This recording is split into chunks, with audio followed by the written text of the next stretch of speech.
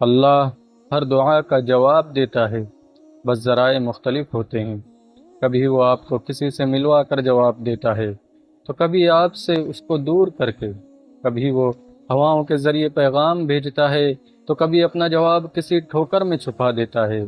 کبھی وہ سجدے میں گرا کر اپنی مصلحتیں سمجھاتا ہے اور کبھی ہاتھ تھام کر صبر کا صلہ دیتا ہے۔